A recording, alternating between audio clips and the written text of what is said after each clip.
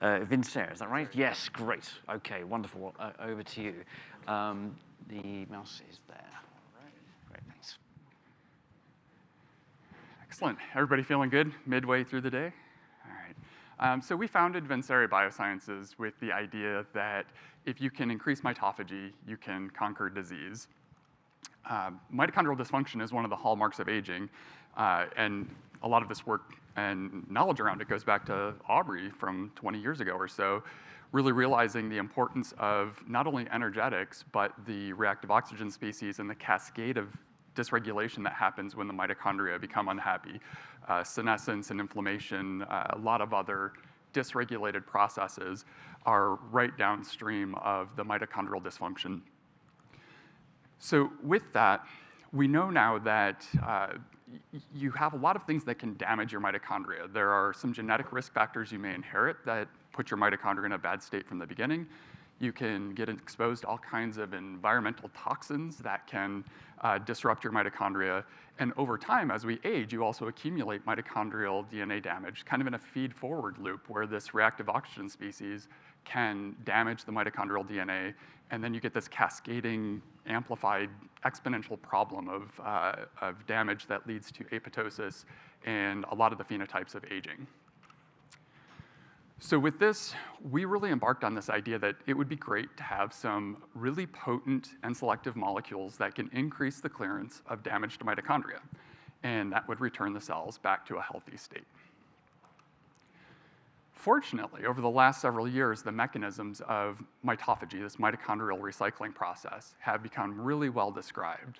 Richard Yule from the NIH actually won a breakthrough prize a couple of years ago for describing this mechanism, whereby when mitochondria become damaged, they start to accumulate ubiquitin tags. And so mitochondria you often see in this sort of depiction where it's like an oval shape of this little thing. But in reality, it's a highly dynamic network. These things are constantly fissioning and fusing and moving around. And all of that's controlled by proteins that are on the outer mitochondrial membrane, some of which are shown here. And those proteins are controlled by a process of ubiquitination, where E3 ligases, a certain enzyme, will add ubiquitin tags to some of these proteins, which will cause them to either be degraded by the proteasome or in some cases act as a bigger signal for something major to happen, including this mitophagy process. So when the mitochondria becomes damaged, it becomes depolarized, the gradient between the inside and outside change, and it can no longer efficiently function. And that causes a signal where this protein PINK1, which normally gets pulled in and degraded, starts to accumulate on the outside of this translocase TOM-TIM complex. That then phosphorylates the ubiquitins that are on these outer mitochondrial proteins, recruiting another E3 ligase, Parkin, which it further activates, which then very rapidly adds chains of ubiquitin that then recruits the autophagic machinery and bundles up the damaged mitochondria in an autophagosome, taking it off to the lysosome. This is great. We now know how damage can be removed. This also, importantly, sends a signal naturally to the nucleus to upregulate PGC1 alpha and trigger a new biogenesis of mitochondria, lysosomes, and all of the machinery that you need to keep doing this. This whole mechanism actually declines with age, which is quite interesting. So this is showing the quantities of soluble Parkin in the brain of humans over time. And you can see that this goes down predictably with age. And we think this is actually part of the reason that you start to get some of these diseases, like Parkinson's and Alzheimer's, after 60 or so. You hit a tipping point where your mitochondria can't properly recycle, and then you get these cascades of problems. You actually see the same thing in lower animals. This is a very conserved mechanism. In mice, we now have these really cool new tools of fluorescent mitochondria. This is a transgenic mouse called MT-Chema, developed by Torin Finkel and Nuo Sun at the NIH. And these mitochondria fluoresce green normally, but then they flip to red in the acidic lysosome environment. And with that, you can see quite clearly that the old mice have very reduced levels of mitophagy. Also important, this is a bidirectional relationship. So if you overexpress Parkin, you can extend lifespan. This has been shown in fruit flies here, where overexpression of Parkin extends both median and maximal lifespan. Importantly, on the right, it does this even if you do this in midlife. So you don't have to have constitutive overexpression of Parkin. You can trigger an upregulation of Parkin and thereby mitophagy at midlife, get this lifespan benefit.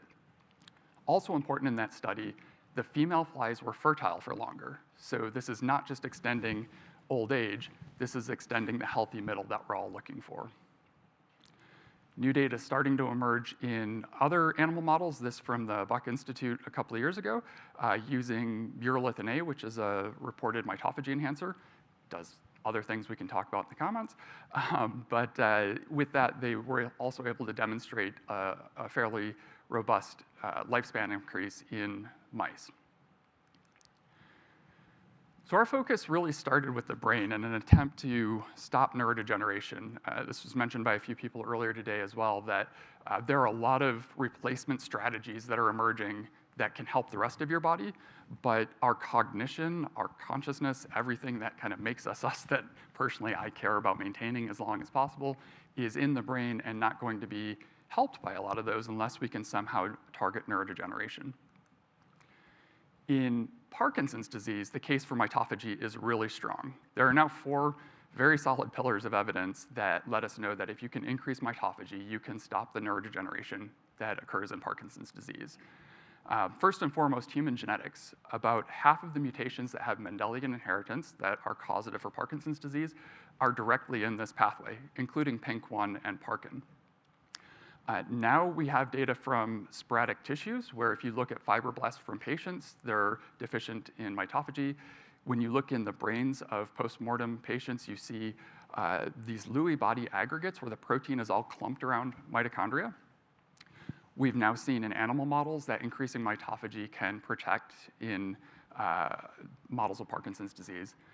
And then finally, computer models. And this is actually where we started almost 10 years ago with a purely computational approach where we could take human data along with the emerging understanding of the way the biological systems work, create simulated biological systems, and then see what's different between, for instance, a Parkinsonian brain cell versus a healthy human brain cell.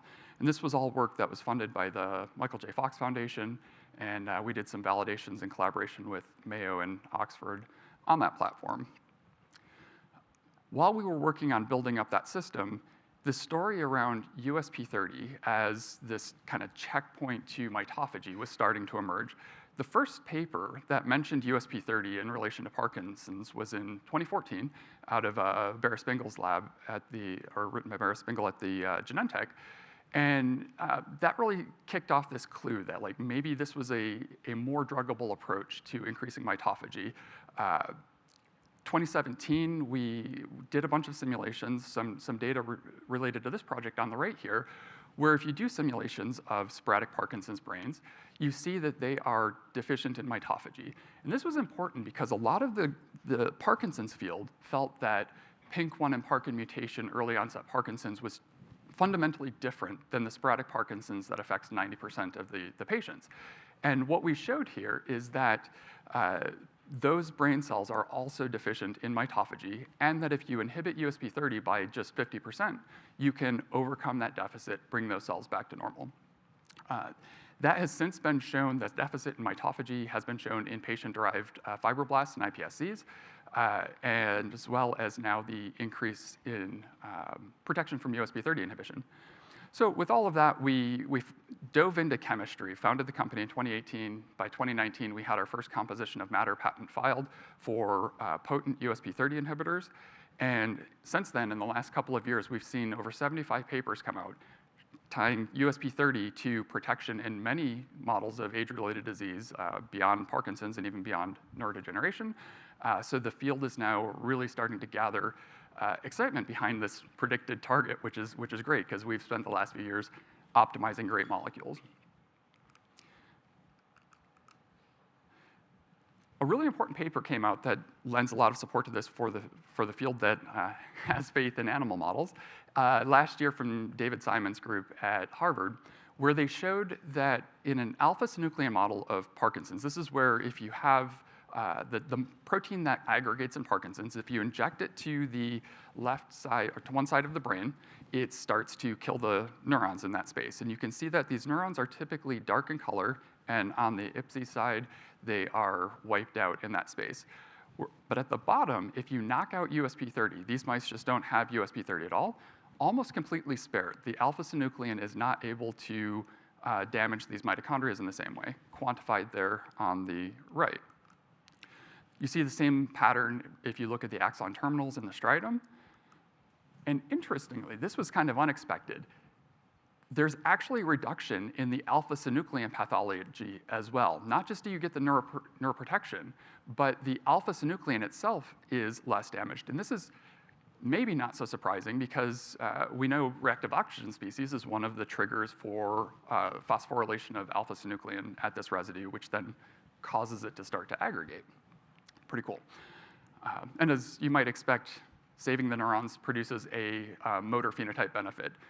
The motor deficits in mouse models are relatively light, but you do see a significant increase in motor function with this USP30 knockout. Much more recently, we're seeing evidence of the importance of mitophagy and even this USP30 mechanism in Alzheimer's disease as well. So it turns out that not only does alpha-synuclein bind to mitochondria and damage them, but toxic forms of amyloid beta, one of the proteins that aggregates in Alzheimer's, preferentially damages mitochondria, which causes a cascading problem of dysregulation and dysfunction.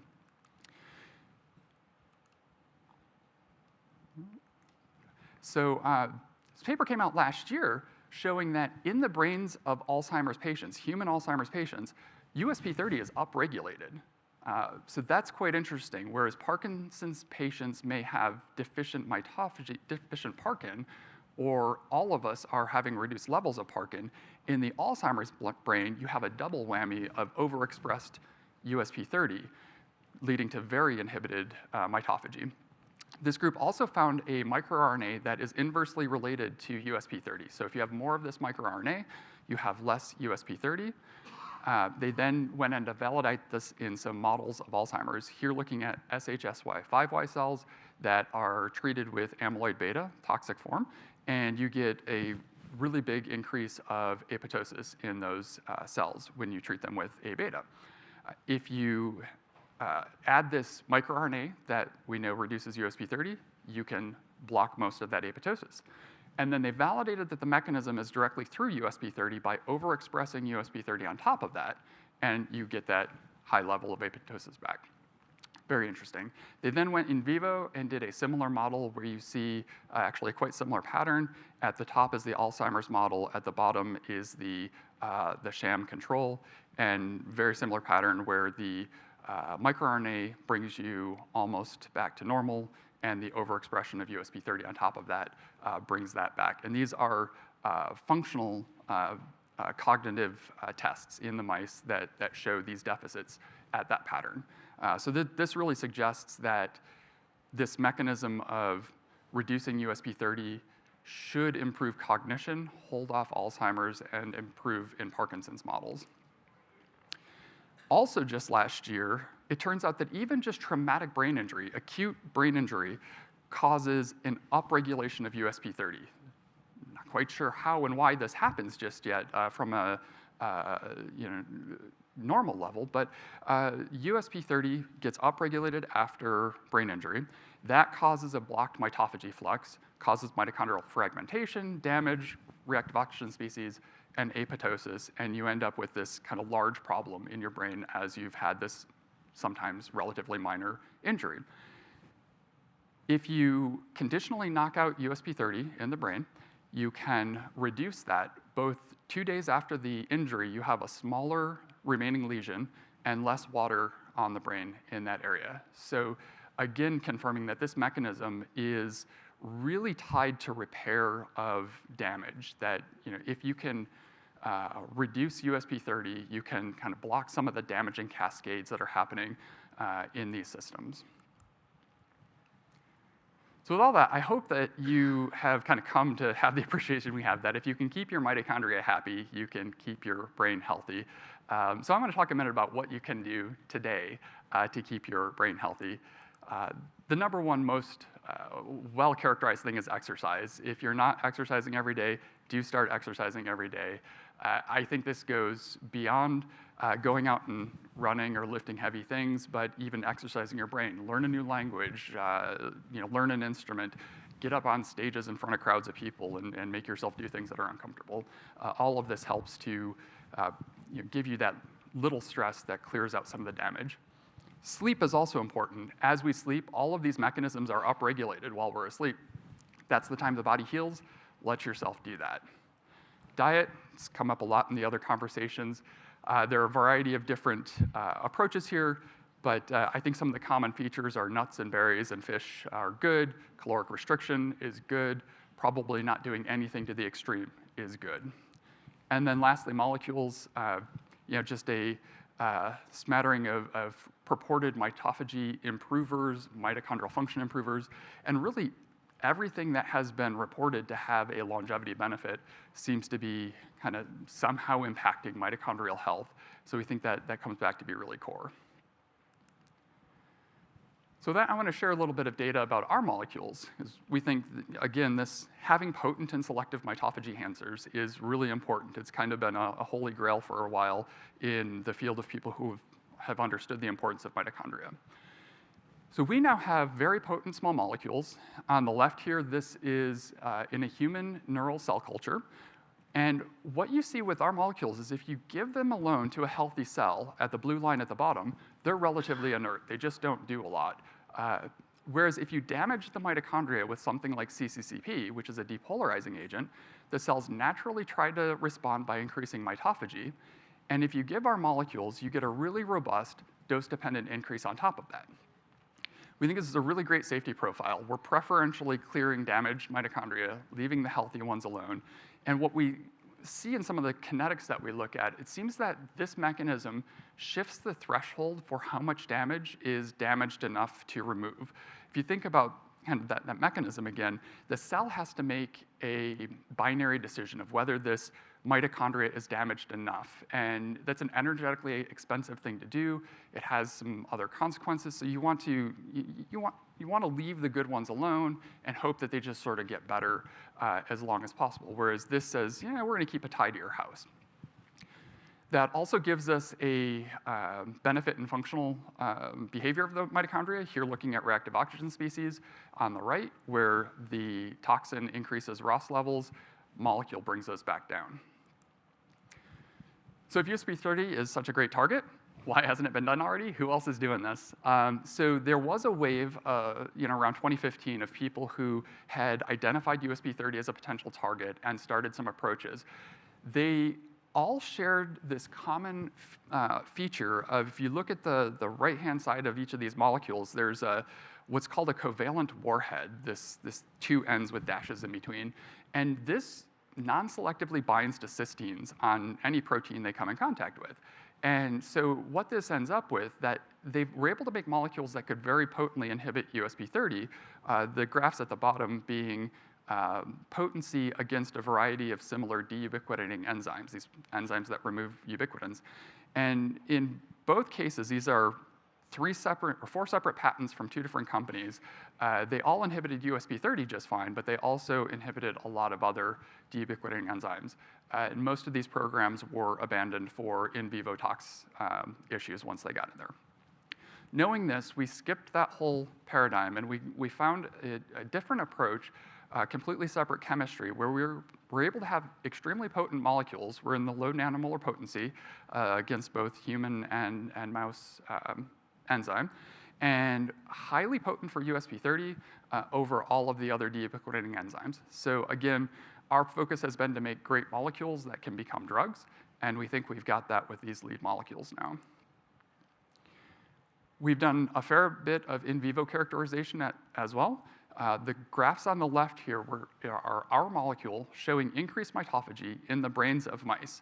We're using two different tools here, the MT-Chema, which I showed in that first graph of deficient mitophagy, and then MitoQC, which is what the Harvard group used to demonstrate increased mitophagy.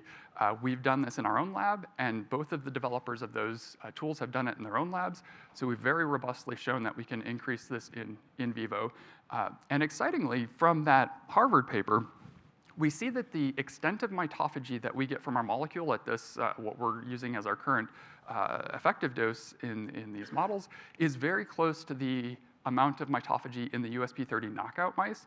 So we think that we're actually getting pretty close to maximal inhibition at a very well-tolerated dose.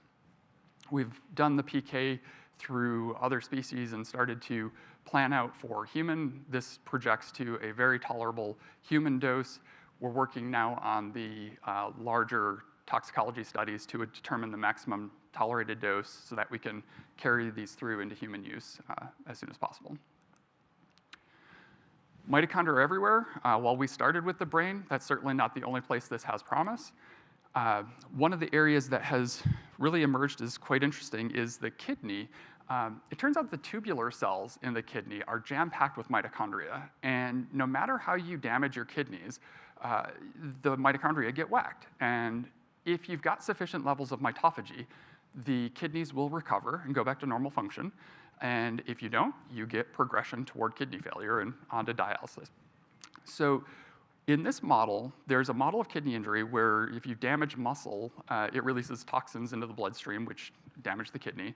And if you do that on day 0, and then 24 hours after the injury, treat with our molecule, in the green line, you can see a really robust accelerated recovery of the kidneys of these mice with our molecule compared to the red, which are the untreated. Now in this model, they get better on their own. We've seen a similar pattern now with cisplatin-induced kidney injury, which is a chemotherapy agent, as well as ischemic reperfusion, which is kind of what happens when you have heart surgery and you take the blood flow away. When it comes back, you get a cascade of damage. We also see benefit in the heart.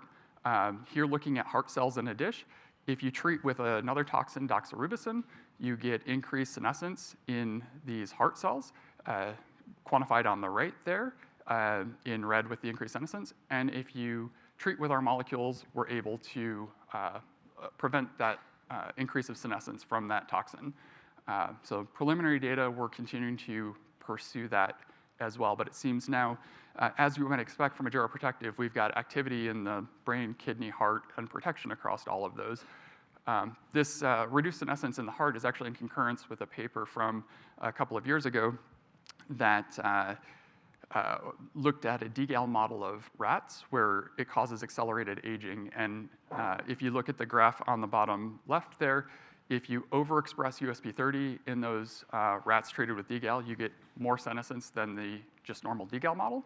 And on the far right of that graph, if you knock out USP30, actually this was a transient knockdown, you can prevent the senescence that happens in that model. Again, tying back that senescence can be prevented by inhibiting USP30. So in summary, mitophagy is this endogenous repair mechanism. It's there, it's how the cells keep themselves healthy and alive, but that declines with age. And this mechanism of inhibiting USP30 has great promise. It seems like the best mechanism to increase mitophagy. We now have molecules that do that. Very excited to take them into the clinic as soon as possible. We could dose our first human within 12 months if everything stays on schedule. I'd like to recognize our team. We've got a great team of mitochondrial biologists in our Boston laboratory now. This is an area that contract research organizations just couldn't do. We ended up having to build our own team around this expertise. And then the funders, of course, we've had about a third of our funding has come from non-dilutive sources, including National Institute on Aging, National Institute of Neurological Disorder, Stroke, and Michael J. Fox Foundation has been a great supporter from our computational work on through to our chemistry now, as well as mission-aligned groups, HealthSpan Capital you heard from earlier, Quadrascope, and then some longevity in interested pharmas like Hanal Biopharma coming on recently as well. I'm happy to take questions in the last 30 seconds.